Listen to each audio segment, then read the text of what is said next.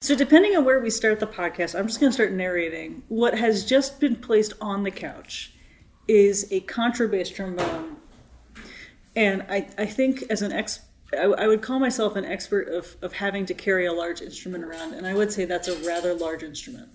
That gives me the same vibes as a contrabassoon, where it's like too big to be allowed. Too big for an airplane where you have to buy an extra seat. Jay, my first question is, at what point did you realize that it could get bigger?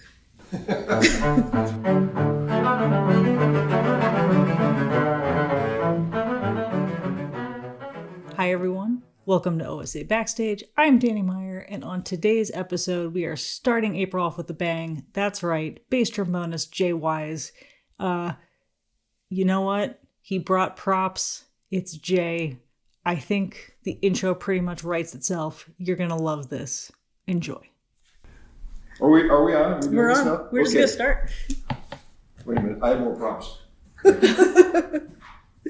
If there's ever a podcast episode to watch the video for, This might be the one. Mm-hmm. I'll never forget Nick coming in and insisting on doing props, but not allowing audio descriptions of the props because he wanted mass chaos. Jay, can I switch spots with you so that you are staring into the camera, or would you prefer? Hey, I can do that. Or you can sit there. we can move your chair. Okay. We can move But the chairs as I might well. not be able to get back up again if I There sit you go. back on that. Is this space? Here, you take that chair. Yeah. They know what I look like. At this point, now I will change direction whenever you want to demonstrate. Okay. Okay. So Jay, this is an abomination. But would you start by introducing yourself? Hi, I'm Jay Wise. And you are I'm the guest of your podcast today. you're the bass trombonist of the Omaha Symphony. That's also true. Yep. Okay. So, are you would you consider yourself specifically a bass trombonist, or are you a trombonist who happens to dabble in the dark arts? Well, pretty much everybody who plays bass trombone started out on tenor trombone.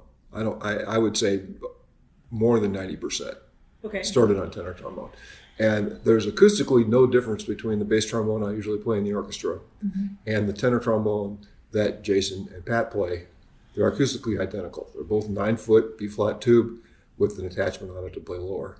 And my bass trombone sometimes has an extra valve, but basically it's the same instrument. Okay. But it's designed in a way to favor the low range of the instrument. So it's a little bigger diameter tubing, a little bigger bell. Okay. So did you also start on tenor trombone? I did, yeah. And where did music start for you? I started in 4th grade in St. Louis. And I don't remember exactly why I chose the trombone, except my neighbor Charlie, who was my good friend, was a year older than me in school, and he had started on trombone, and I thought that was pretty cool. So I played the trombone also. Did you conscript other neighborhood children to join your Music Man like? There were a few, but I think, the conspiracy happens at the school level where they get you in line and say, get in line and try these instruments, and you're tall, so you're going to play trombone, whatever it was. So. Okay, so you started in 4th grade. Yep. And you started with trombone. Yep. You didn't have any musical background before then. Not really. My dad was an engineer. My mom was a nurse, and so there was really no music in my family at all. And they never really understood it, and but they always supported me, and they went to some pretty awful concerts. I'm sure of it. They always came to everything. So I'm really grateful for the support that I got, because they could have pushed back. Even when I said I wanted to major in music, I noticed them biting the inside of their cheek, but they didn't say anything. So. Okay, so they knew it was important to you. Yeah. But your first this could be something fun was literally your friend Charlie coming home and saying, "Look what I." Pretty much, yeah. And we went to the same school, so I saw the band and I saw him playing in the band and everything. So. What made you stick with trombone? I'm not really sure. And when I graduated from high school, I didn't really have a major in mind at all. And I was working construction in Alaska that summer, working at a church with a church group. And I called up my dad And I said, hey, they offered me some more work here. I could stay here in the fall. And he said, no, you're going to college. And so he went to Arizona State University and did the walkthrough registration for me, where you get the card in your classes and everything. And he said, well, what do you want to major in? I said, well, I don't know. I kind of like music. And so he signed me up for music classes. Wow. Pins everywhere. Yeah. Okay, so you liked it enough, but it wasn't even like it was just. Here's the thing I love to do, but why were you in Alaska? I just liked, kind of being in the band and the social part of it and everything like that. I didn't really see myself as doing music as a career or anything like that. But when I got to Arizona State and met the teacher, Mr. Wilson, I loved him, and I was like number 21 of 20 trombone majors, and I decided this is pretty cool and I want to get better. And I was getting up at 6 a.m. and practicing, and That's awesome. Yeah. That's okay. I do want to know why you were in Alaska, of all places. It was a church group that we were able to raise some money and go help build this church in the town of Yakutat, which is on the southern coast of Alaska, kind of up the coast from Anchorage. And we just went. I was there for a month. And you pounding nails in the rain. So. I was gonna say, I bet Arizona probably looks pretty good. Yeah. After that, yeah. Okay, so you fell in love with the process of getting better. You're waking up at 6 a.m. Were you just playing in bands still, or did you start playing in orchestra? Like, when did orchestra start? Orchestra started a little bit later. So Mr. Wilson said, you're not doing anything except playing in one band that you have to play in. You're going to practice, because I wasn't ready to play in ensembles really. And at the end of that year, I had taken a ski trip to Flagstaff, which is about 140 miles north of Phoenix, up in the mountains. And I fell in love with it, and I found out they had a college, so I transferred. And I told Mr. Wilson that I was going to transfer to the Northern, and he said, well, I was going to put you in the orchestra.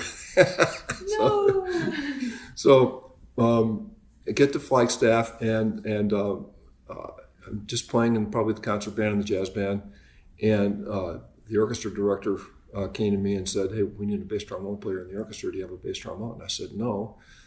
And he said, I think a school has one. And so they found me the school bass trombone, and they're playing Shostakovich No. 5, the last movement. And it was like, I'd never heard of that. Didn't even know what it was. It's like, this is amazing music. And it was a small college, didn't have a contrabassoon player. The principal bass player played the contrabassoon solo. Oh, wow. Okay, yeah. So you basically got thrown into the deep end. Like, this is what it means to be a powerful brass player in an orchestra, like the epitome of this music. Pretty much, yeah. Did that just change your entire life in a moment? Well, it contributed to it for sure, and it was a totally different environment being in Arizona State, which is a very big music school, even it is today. Northern maybe had 100 majors, and so the people that I sort of started to talk about music with and learn about music from my peers were not trombone players. It was a bassoon player and a horn player I really liked, and a trumpet player. So people that were played different instruments. So I'm seeing it from their perspective also. Just, how do we contribute and make ourselves better musicians? Okay, so you're becoming my bass teacher used to talk about this too. It's like, I'm trying not to train bass players. I'm trying to train musicians. Like, that's the end goal. Yeah, so your question about do I see myself primarily as a trombone player or a bass trombone player? I mean, the trombone is a medium. I'm thinking of music. I'm always wanting to find out how I can be a better musician and contribute more to the ensemble that I'm in and the people that are around me. So what does that mean for you when you we'll skip ahead a little bit. Like, when you show up for work and your role for the day is bass trombone, is there a pocket that you kind of sit yourself in, or how do you show up for work? Yeah, I think of where I am in the orchestra as being like a member of a chamber ensemble, like a quartet. So the people in my quartet are like the timpani, the bassoons, the basses. To me, those are the people that I had to fit my sound in with and my contribution in with are those people. And then secondarily, up the brass section through the trombones and the trumpets. Why the timpani? I play the timpani part all the time. Okay. It's very common that it's me and Jack. Do you think that writing is because you're reinforcing the tonic and the dominant so much, or is it because you're reinforcing that deepest level of power drive? Like what? It's both, yeah, and it's definitely articulation and sound, you know, but it is also harmonically what you're talking about, tonic and dominant. I mean, that's where we live, you know. Okay, so you're sitting within your custom quartet. You have the outer quartet of the brass section. What about the moments? I keep thinking of Tchaikovsky 6, where I feel like there's this great Chicago Symphony recording where the bass trombonist is just laying waste to the entire orchestra. Victor called that place the hammer of fate.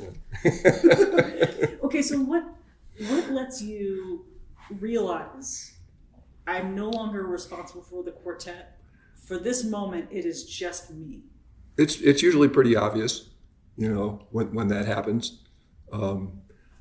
It's in the music, or it's in, you know, we study the music as much as we can to find out that role, you know, and if it's a place where I'm supposed to come out, I do my best, you know. It is a instrument uniquely qualified to carry when it needs to really pop out of the texture. Okay, so you were at school, you were asked to play bass trombone for Shostakovich 5. Your world kind of got realigned. How much orchestra music, how much did you seriously consider orchestras when you graduated? One of the things about where I was living in Flagstaff is it's kind of a summer tourist community.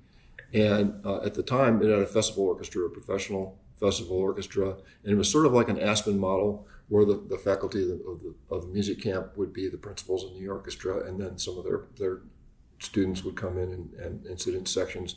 So that orchestra was basically the summer home of the Indianapolis Symphony and the Phoenix Symphony at the time. And Eisler Solomon, who was the Indianapolis music director, was the conductor.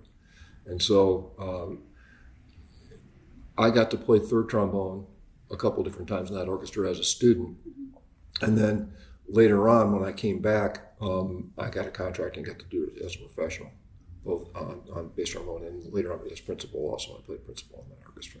Wow. So all of a sudden, I go from hearing, you know, kind of a average college orchestra, you know, where everybody's doing their best, and all of a sudden, here's all these really great pros living in the dorms and practicing their instruments, and I hear that, you know, and like, this is what it's supposed to be like, you know. I started to think that was something I might be able to do, because I just love listening to those guys, you know.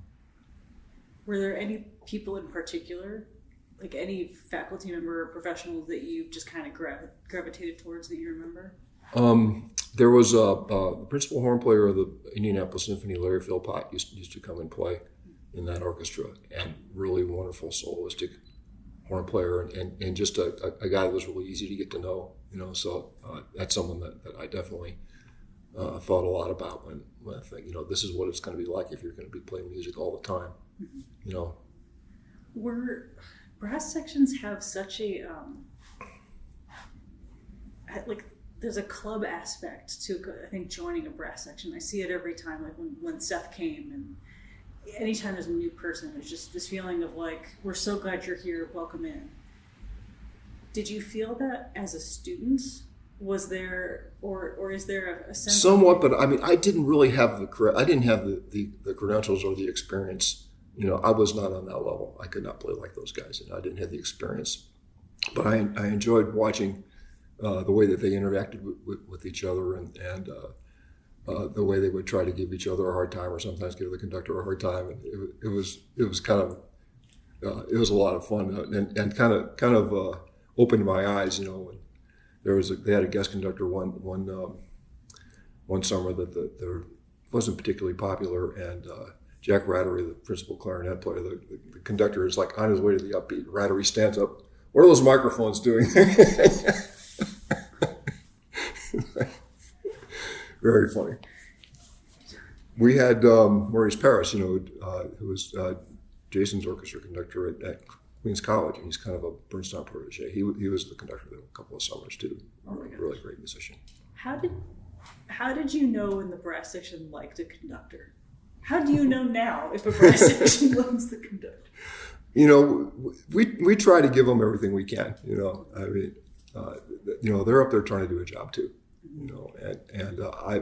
I don't really try to pass a lot of judgments about conductors if I can avoid it. We're all trying to make the same thing happen, which is the concerts. I don't see a lot of animosity going on. In the old days, you would. I think that the orchestra community in general has become a lot more welcoming both to colleagues and to outsiders and to conductors. It seems like it's a better environment than it used to be. Yeah. How, when you did feel like, when you got to come back to this festival, and now you're there as a professional, like you're playing in the section, you're playing as bass principal, was there kind of an immediate difference that you felt within yourself, or did you see the work that you'd done to get to that point? And a lot of it was the same people that I had seen years earlier, so I knew them, and so I kind of felt like I had to justify my existence, and so I worked pretty hard to make sure that I wasn't going to stand out. Yeah. So does that mean like studying how they're playing and matching their tones? Absolutely. Okay. Yeah. So how did you get to Omaha? I was working on my degree at University of Iowa, and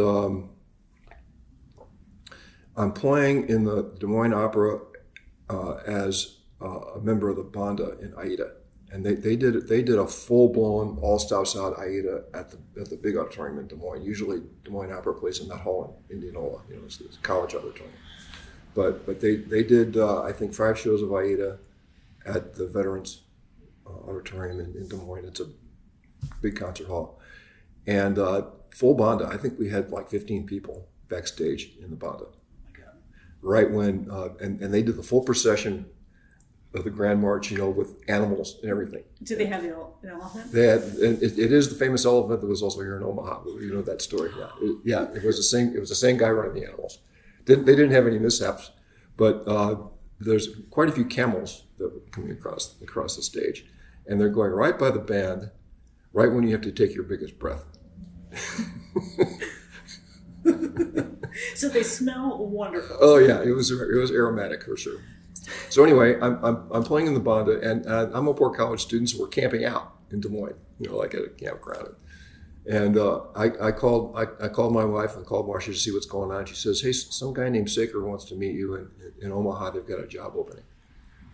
And I said, "Okay," because my teacher was a real advocate, John Hill. He made sure that if there was anything out there that might work for you, including I used to sub for him on freelance gigs and stuff like that, And so a college job came open, and he wanted to make sure that I was considered and I knew about it, and so I got the interview.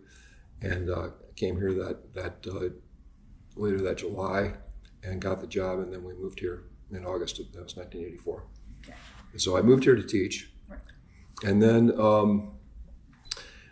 the university system is in financial trouble, and since I didn't have a tenure track job, within 3 years I was demoted to part time. But it was right around the same time that the orchestra, which had been on strike, came off the strike. And my predecessor, Dave Wamper, was in Mexico playing in an orchestra down there.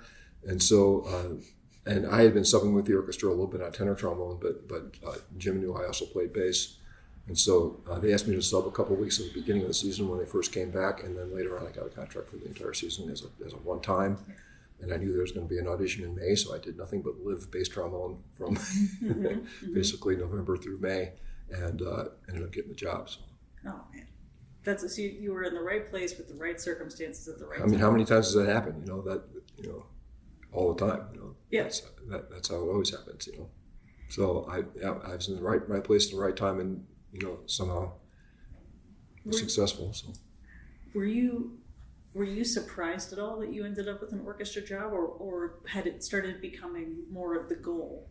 Well, I had already been playing in Cedar Rapids Symphony, which is now Orchestra Iowa. I played there for 3 years when I was a student, and so I was kind of used to the routine. And I before that I played in Midland, Odessa, Texas, 2 years in the symphony down there. So I kind of, both of those are kind of like Lincoln Symphony, about a concert a month, maybe a little more.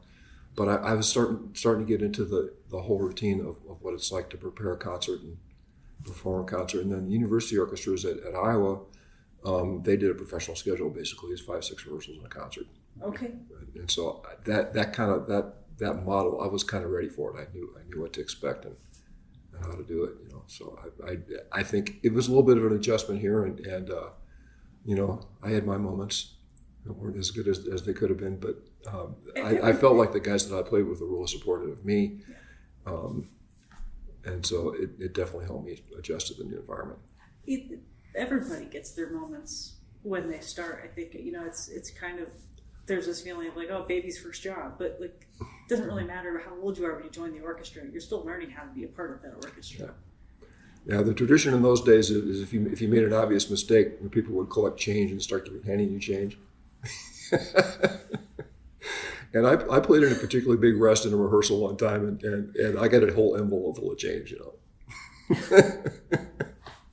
It was well deserved. Because they tell you in youth orchestra, like, if you're going to make a mistake, make a confident mistake. And the reality is like, no, don't make a mistake. And don't make it confidently. Like, whatever you do, if you're second guessing yourself, like you play that pianissimo, but it's so hard, like that's what you learn growing up. Like, go forth, be valiant. And it's kind of a hard instrument to. Yeah, I mean, if you get an upbeat and you breathe, it's going to come out. I think everyone's allowed I call it the 2%. Like everyone is allowed it's obvious that we all operate at a much higher level than that. Your mistake rate, whatever, is probably 0.002%. If you were to say every note that you ever played throughout a concert cycle. But when something happens, I always go, that's the human that we're allowed to be. It's the beauty of live music. Exactly. We don't know what's going to happen. Yeah. Exactly. I dated a timpanist once, and we like left an opera, and he's like, okay, so I messed up 4 times. Here. He's like, you can count your mistakes. That Idina Menzel interview, it was at New Year's or something, and she said something on the lines of, if you hit, I want to say it was 75% of the notes every night. Her argument was Broadway performers are singing so many performances that if they hit 75%, you're doing a really good job. And I think every classical musician in the universe was like, if you hit 75%, you're out of that prelim before before the round even finishes. Yeah. So I call it the 2% because it feels good. But I think, everyone does operate at a much higher level, and it's okay. We can cut ourselves that tiny bit of slack. Things happen. Yeah. So you've got lots of change in an envelope. And obviously you never made that mistake. When I think there might have been a bill even. Did you ever give that to someone else? Was Craig here when you started? Yeah, sure. Yeah, I was the young person in that section, and so Jim, of course, is the principal. Trombone, Tim Howe, second, Fuller on tuba, and then trumpets were Erickson, Bircher, and Darryl Stoic. So I played with that same group for quite a while. So you've watched your entire section change over the course. I'm now the senior person. Oh man, how's that feel? I'm also the oldest person in the orchestra. Are you really? Yeah. Wow. How's that feel? It's all right. It doesn't bother me. I don't have the longest tenure. But you're just Yeah. You're literally the wisest person in the orchestra. When did you? Was there any adjustment period to being primarily a bass trombonist? Well, all my degrees are in tenor trombone, and I never really studied bass trombone. I took lessons from Donald Knobb when I lived in Texas. He's a bass trombone player. I took tenor lessons from him because I was playing tenor trombone at the time. But I owned a bass trombone. I've owned a couple of bass trombones. When I was in Texas, I had to sell my bass trombone to put a transmission in my car. Everybody's done something like that. But when I got here, I realized that everybody played everything. Okay. And so I would go to freelance gigs, and the sections are all mixed up. People are just playing whatever they got called to play. And so I think the main reason I started playing bass trombone is because when the phone rings, you don't want to say no. You want to say, yeah, I can play that instrument and I own one, and and then you try to prove it when you get there. So my experience on bass trombone is mostly just learning how to play the instrument in a way that works in an orchestral context. Mm-hmm. Do you feel like it's become more natural to you, or would you still say definitely. it's a pretty okay? Oh yeah. So when you go back to tenor, or we're gonna talk about these things in a second. Is there a mental shift that you have to make? Oh yeah. It's a different tone concept, and it's a little bit different mechanically because you have to play higher in the instrument. But basically, we're just vibrating through a tube, and it's the same on anything, So tell us. I'm going to move out of the way because I want people to be able to see this.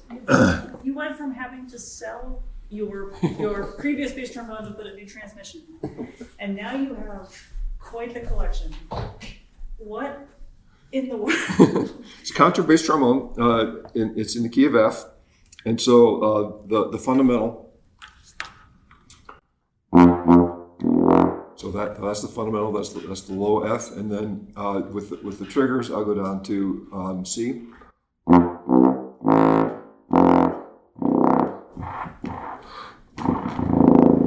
So that A is the low A on the piano. That's the lowest note on the piano.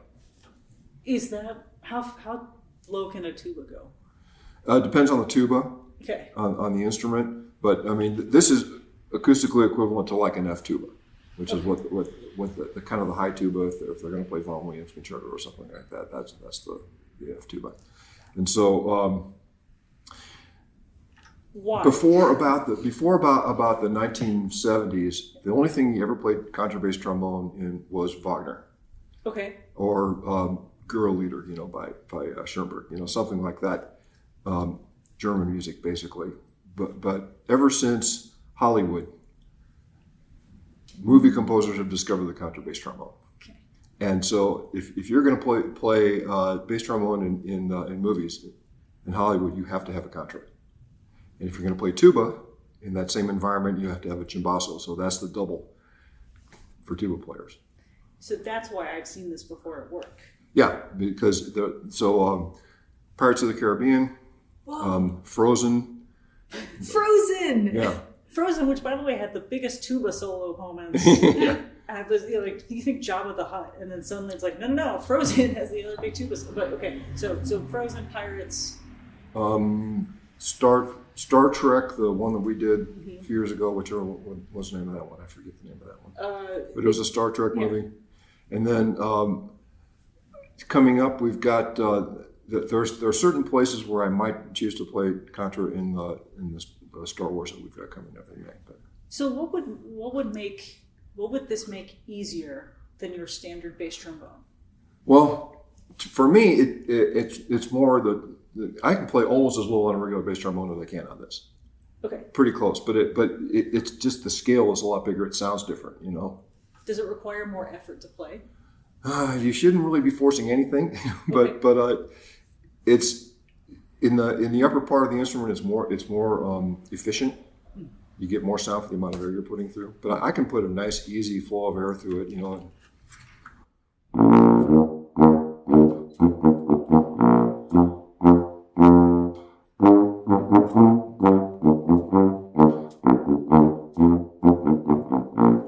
So, it just kind of has a nice, easy tone, but I'm not going to do it now, but it can also get pretty loud and raucous. And Yeah, I don't. It's built like a weapon. So is this for the loud stuff going to sound low. More different? The low stuff is going to sound different than a bass trombone. Yeah. Okay. Yeah. Now, okay. So we have, did I see that we've got Fanfare Liturgy coming up again next year? Yes. Yeah. Will you use that for that? Yeah, it's not written, but it's really great for the chant in the last movement, which is today's Good Friday. It's the Good Friday procession, right? Is the end of Fanfare Liturgy. So this is Tomasi that we're doing on Jocelyn 1 in October of next season. So it's for brass and percussion, and it's wonderful. So you have to come see it. But you'll use that. Yeah. So the Good Friday procession is this chant that starts a long ways away. And then it gets louder and louder and louder, and more instruments get involved and everything. But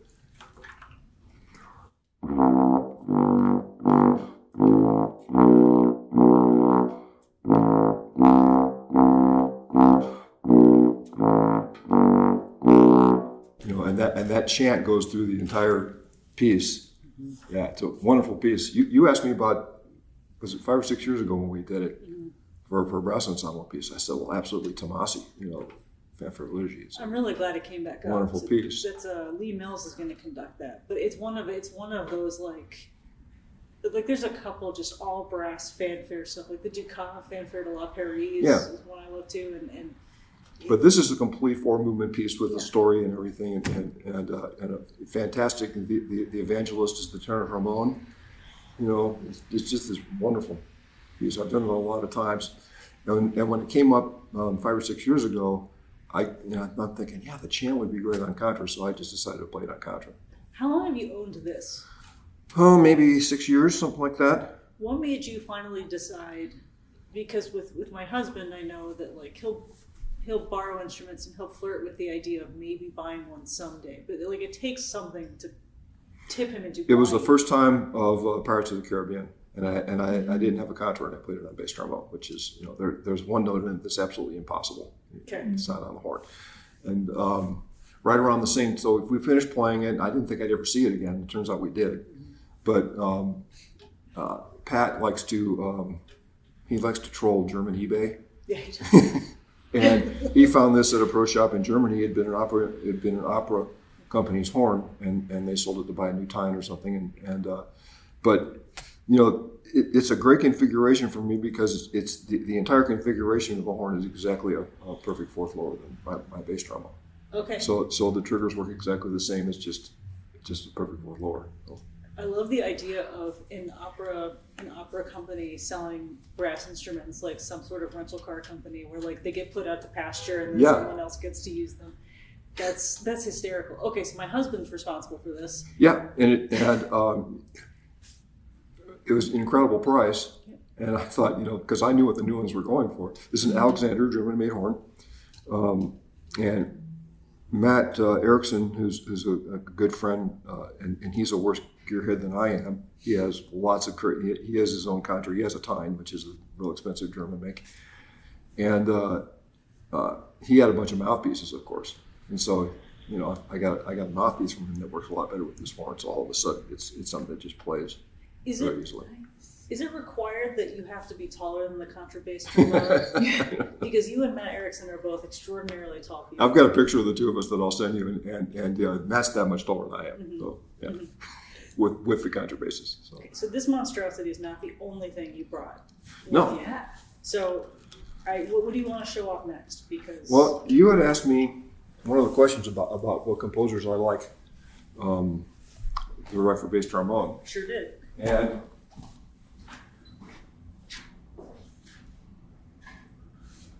And my favorite, believe it or not, is Mozart.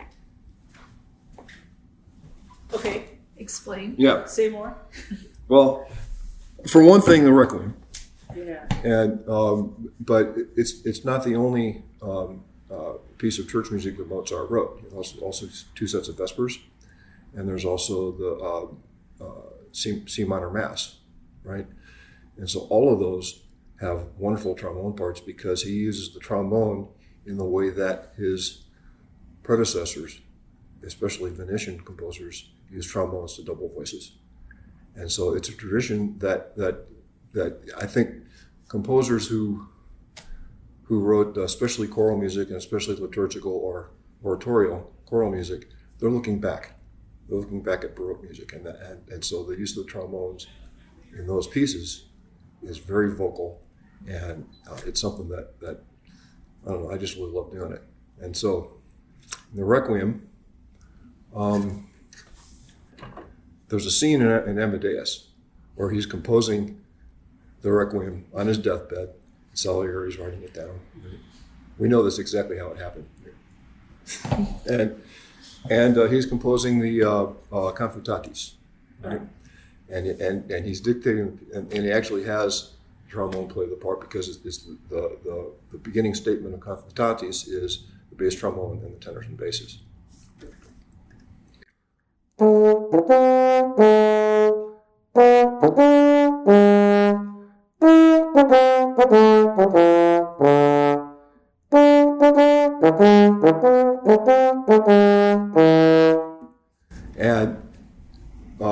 And then that is repeated in the tenor range and the alto range. So in Baroque and classical choral writing, bass trombone doubles basses, tenor trombone doubles tenors, altos are doubled by the alto trombone, and I guess the sopranos don't need anybody doubling that.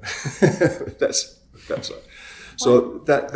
a great example of something that's soloistic, but yet it has to blend with voices. Why do you think Mozart, this could be for either one of you, why do you think, or how do you think Mozart knew to do that when you don't necessarily see his contemporaries doing the same thing? Well, probably the example that he might have known would have been Handel, Israel in Egypt, which has extensive trombone doubling also. It's the only oratorio of Handel I know that uses trombones. There are probably more, but it's the same idea where you're doubling voices, and so you have to choose equipment that works for that. And you also have to have the idea among the section. How are we going to complement voices without completely taking over? That's also actually just realizing that there's so many composers who are working with patrons and they don't have access to a trombonist at whatever court that they have, or they don't have access to those types of musicians. They're probably not going to be able to write for them. But he clearly had access to them, and he knew that he wanted to do it. So how do you, as a section, like if we're going into a Mozart Requiem, are the four of you, or the three of you rather, talking it out first, or are you just naturally attuned at this point where you're listening and you're supporting? We talk about equipment a little bit just to see what we're going to play, because we usually play size smaller equipment when we're playing classical and earlier music. I don't think so. I mean, we've all done it enough that we kind of know what to do, and it tends to be smaller choruses sometimes. It's not always 500 people in the right. of the high school chorus thing that we do, the choral collaborative. And so you have to be sensitive to that, and you have to choose equipment that is going to complement that and not get in the way. And it's more the way you play rather than what you play. So tell us about this, because I don't think I've seen that bell before. Yeah. So this is it's carbon fiber, and I got it about a month ago, and I haven't taken it off. I love it. It's really great. Besides, I mean, it's not. I don't know. I think it sounds like a trombone. I just played it, right? Yeah. It sounds like a trombone. It's about a pound lighter. Yeah. Because there are P-bones. Yeah. This is not plastic. It's carbon fiber. Right. So, and P-bones are often like bright green and whatnot. Yeah. So carbon fiber. So this is it's a pound lighter. So does that help with the sound? Does it help with the physical act of playing the instrument? More physical. Okay. But one of the side benefits to me has been it seems like attacks are a little better, more immediate, and it seems like I'm able to get like the excerpt that I just played. That might have been mezzo piano, mezzo forte, but I didn't have to put a lot of effort into it for that to sound and stay sounding. Wow. So. Okay. On average, how much do they weigh? I weighed them and I forgot to remember what it is, but I think it's about 6.5 pounds if I had the brass bell, and about 5.5 with the carbon fiber. So and this is one that I'm holding like this a lot. That is, and that's something that Pat will talk about. It's like, what kind of workout is he going to do for the day before he plays? Because if you get sore, you get stuck in a position, or you have fatigue, it's like, what can you do to make sure that you can hold your... Well, I mean, we all do it. What we do is so physical. Playing the bass, conducting. We have to stay in shape. It's your body has to be able to do what it needs to do, or we're in big trouble. And you make adjustments as you go. I think so. Yeah. So is this a misconception that the trombone is resting on your shoulder? It doesn't actually. Right. It doesn't actually rest. Yeah. You're holding it. Yeah. Completely. Okay. Yep. And your elbow is not like against your body. You have to hold that. Wow. Yeah. So it's all this muscle group right in the shoulders. So. Is that a rude wake up call for a lot of students? The students most of them are in reasonably good shape, and their bodies haven't started to deteriorate like mine has, and so that it doesn't really cause a problem for them that I've seen. and they're playing a smaller instrument with no trigger and everything, so it's a little lighter weight. So the student instruments. So they're getting used to it. Seems like it. Seems like it. Okay. You have an even smaller instrument over there, and I'm intrigued. Yes. I like that we're scaling down. Like, Well, we're actually not scaling down. oh, it's just thinner. Yeah. Oh my goodness. So bass sack butt. I'm sorry, Jay. The little red thing makes me think of like one of those play like punching. Yeah, but the slide is so long you have to have a handle. So yeah, and so this is in exactly the same key. It's the key of F as a contrabass trombone. What? It's just tubing length, right? So 12-foot F. It's acoustically the same as a French horn, right? Okay. Yeah, and so the reason I brought this is because I get to plug Chamber Music Society. Love it. So the final concert of Chamber Music Society in June is a Baroque concert that Sarah Craner has curated, and it's Latin American music of the 1600s. So basically, Europeans, Spanish and French that went to South America brought their music with them, and so a lot of that music, it's like Gabrielli. Yeah. It's glorious. I'm super excited for her because she's. And so she needed 3 sack butts. And so this is the bass, and then Jason and Pat have tenors, which we've gotten them. Okay, and how tiny are they compared to what this? Well, it's acoustically, the tenor sack butts are the same length as that. So Okay. 9-foot B flat, so it's just a regular trombone. In fact, in German, they call it a Gemeinposaune, a regular trombone. Yeah. And so, and it's because of the human body. Yeah. That it's the instrument that best fits our body. And we can get to all the notes. Is Pat also playing a tenor? Yeah, he is. Okay. They make an alto. I don't know if we're gonna need one. If we need one, I don't know where to find one. I found these 3, but I don't know where to find the others. So what is that? What does that feel like to play in comparison to your usual weaponry? The sack butts were made to play along with voices, and up until around 1830, the trombone was the only fully chromatic brass instrument. Everything else just played overtone series, bugle call notes, So the trombones are the only ones who don't have to show up with all like the various the various. It's all right here. We just changed the length. Yeah. Wow. Okay. So they weirdly were already ahead of their time. They had So the most. trombone is one of the oldest instruments in the orchestra. There's a functioning trombone in a museum in Germany called the Neusel trombone from 1557, and it plays. Wow. It looks a lot like this. In fact, that's my business card, and that is a woodcut from Pretorius. So the Renaissance scholar Pretorius wrote a 3-volume treatise on music and musical instruments, and so that's a woodcut from 1619, I think. I'm gonna see if I can nicely show this to the camera real fast. So that shows an alto trombone, a tenor trombone, and 2 bass trombones. Wow. You also get Jay's cell phone number and his email if you're interested. And it's got a nice sound, it's sort of vocal, So this is a pavane.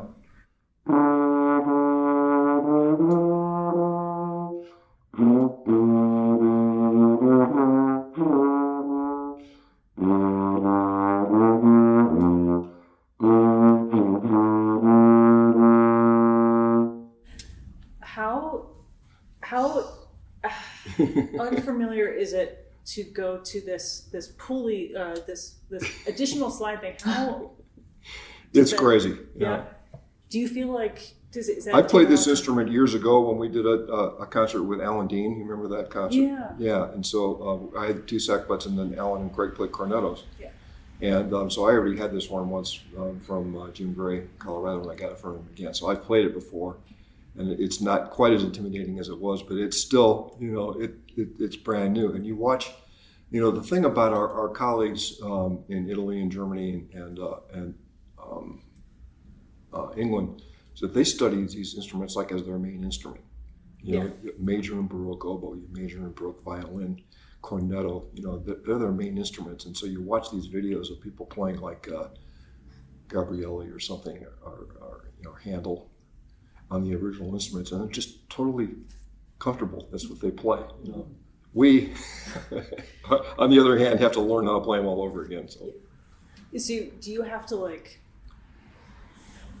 do you have to dedicate specific time like this next hour is just going to be Sacco time, and then I know I'll need like 15 minutes to get back into regular trombone, or is it usually the opposite where like you just need? I don't have any music yet, so I don't know what it's going to take to learn this concert. Mm-hmm. But I don't really feel the need that like I have to delegate practice time or anything. It's just you practice something until you feel pretty good on, and move on to whatever else is on your stack. You know. Mm-hmm. No, so speaking of stacks, you have one more. Oh, that. So if you want to pull that book out and take the. So that is the bass trombone get a job book. Nice. Okay. This from the Minnesota Orchestra audition in 2012. Oh my God. And so if you want to know what you have to learn, is the bass trombone audition. That's it right there. So the first thing I'm noticing is that it's huge. It's an absolutely huge amount of music. Do you and you put this all together just for I did. like Yep. So do you use this to scare students? Is this? It's just something I have handy in my studio in case I need something, you know, because I know pretty much anything that anybody's working on, if they're going to take auditions or prepare orchestral material, it's going to be in that book. So you did say you brought up Mozart. It's like, here's the composer I look forward to most playing, and he is on here. But because this is a bass trombone book, it's Magic Flute that's on here, and not the Requiem. Yeah, well, that to me that's a mistake because there's almost nothing to do in Magic Flute. I love the Magic Flute. It's a masterpiece, and probably probably the top 4 or 5 operas in my book. Just because it's such an amazing piece of music. The trombone playing happens only in the ceremonial parts in the second act where Zoroastro is doing his thing. He's doing things, and he's either talking to his brothers in the Brotherhood, or he's consoling his daughter, or whatever. Those are the places where the trombones play, and then right at the end also. So very little, but the church music should always be on all auditions, and we always put it on auditions here. Nice. Because you want to hear that, like, that style. Well, that and sensitivity. it's technical, I mean, it's pages and pages of 16th notes because we're playing right along with the voices, I'm also noticing, like, so the Chicago Symphony does this, where they don't necessarily give you excerpts, they just give you symphonies. Yes. So it's like we did that the here too. entire part. The entire Bruckner 7 and the entirety of Bruckner 8. Sure, why not? It's all in there. All of Mahler 7. All of it. Yeah. All of Respighi, Pines of Rome and Fountains of Rome. All of Pictures at an Exhibition. All of Tchaikovsky 6. Why not? Oh, at least they were nice with Wagner. At least they only gave you, like, a scene or something. What do you... okay, so let's say this is on your stand, and you're bracing yourself to start working on an audition. What is the thing that requires the most getting into shape for? Like, what is the thing that's beyond music that you have to concentrate on? Well, technically, I'd say it's Fountains of Rome. Okay. What is Fountains of Rome? I have an inkling, but... Well, it's one of these excerpts that it's really technical, and it's busy, and you've got to make all the changes, and it's so loud, and it's crazy, and it's all over the place, and I got about 50% of it, but and the crazy thing about it is that you can listen to the Chicago Symphony play it with Charlie Vernon, the loudest bass trombone player on the planet, and you can't hear it. You cannot hear it. Because it's just almost... Because the orchestra is the big fountain, and so everybody's playing everything all the time. You can't really pick out one voice. So would you say like that excerpt is balanced out by like looking for... Are there excerpts that you would only play with the rest of the section as part of the audition? Are there excerpts that they would expect you to play with maybe like the tuba player or... I had to play with the section for my audition here, and we did Tchaikovsky 6, the end. Mm-hmm. And because to me, that tells you a lot about how you fit in a section, how you make everybody sound, because it's very soft and it's very sensitive, and it has to be seamless. You know? Anything else, I don't know if it makes that much difference to hear it in a section, you know. And I think probably that has gone away for auditions. I don't know if we're going to be doing that anymore because of privacy issues and stuff. You know? Do you remember when we had Juliet and Kevin, and they were talking about what violin twos do for violin ones, and that you actually want more from your violin two sections of the violin one. Do you ever feel like that? Yeah, I play a supporting role a lot, you know, and usually it's so playing into the tuba sound is something I do a lot. So whatever sound they're making, I try to make sure that what they're doing is surrounding what I'm doing. I'm sort of providing another color within that sound, but it has to be the same sound. You know? Yeah. Is there an excerpt in here? Like if you had a student come in and they thought they were just king of the hill, is there an excerpt in here that you would pull out to knock them on their butt? Franck D minor. Oh, really? Yeah. Really? Yeah. Why? Because it's all over the instrument. In particular, it's high. You know. Nice. Beethoven 9. Because you know the place in the last movement where the soldiers chorus happens, right? And it's the tenor and the men and da da da da da da da, right? And then that completely da da da da da, and the next thing that happens.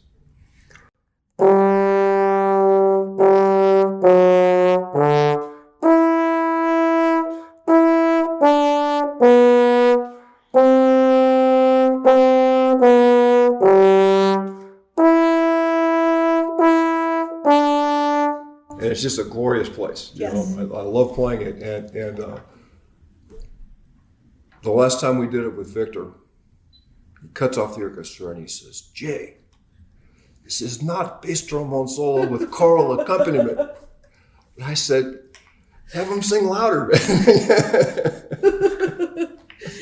I have a distinct memory of Thomas Wilkins weaving his way through the orchestra to kiss you on the forehead, and I think it was after Polovetsy advances. Yeah, because he likes that low D, and yeah, Oh. he gets a big smile on his face when I play that low D really loud. So I don't know what it is about that. He just likes it. That's awesome, Jay. This has been great. I love everything about this. I love this monstrosity. You have all the instruments here. You brought multiple in, but our last question for you. If you had 30 minutes on stage, no consequences, and you could try anything, what would you try? I did think about this. And nobody wants to hear bass trombone for 30 minutes. But there's a couple of bucket lists that I've had. And one of them is Symphony of Psalms, Stravinsky, which is, to me, one of his great choral masterpieces. And it's the low part of the orchestra. It doesn't have violins or violas. It just has basses and cellos and then trombones, two pianos. It's almost right as Spring without violins, you know, as far as the instrumentation. But anyway, I've never gotten to play it, so that's on my list. And then, so that's about 24 minutes. So. Perfect. But I'm going to take up the rest of it with my next request, which is Miraculous Mandarin. Okay. Nice. And if you do the whole thing, it's right at about 30 minutes. It's a really funny way that he constructed it, because if you want to play the suite, you just stop 10 minutes earlier. And then you play the whole ballet, then you continue. I don't know what that's all about. But He was like, I'm done summarizing. yeah, I'm not going to write a whole nother piece. So He's like, right we here. want it shorter. Okay. Thank you, Jay. Thank you very, very much. Thank you. That's it. Easy peasy. Oh, there's the one thing I want to talk about. That's that picture. Please. And so we were talking about Bartok. Yeah. And one of the most famous trombone things in Bartok is the bass trombone glissando. And it turns out that it's impossible on only one instrument that I have here today, because it's a glissando from low B to F, and that's off of this instrument. And I probably could play it on that horn because it has the low B to F glissando, but I don't have a handle on that slide. It's Okay. not, but the bass saxophone will play that. So this is an instrument that Steve Shires built, and if you look at it, it's a double slide. And I think you probably saw it when we played Concerto for Orchestra here last time. It's a double. The bass trombone that Bartok would have known would have been an F bass trombone with a handle on it, so you could play from B to F and play that glissando. It's impossible on pretty much every instrument that anybody has anymore. Yeah. You know, you have to. You'd have to change trigger, so it's not really glissando. Yeah. You know, you can hear it goes bump. You know, Yeah. it's not. It's so.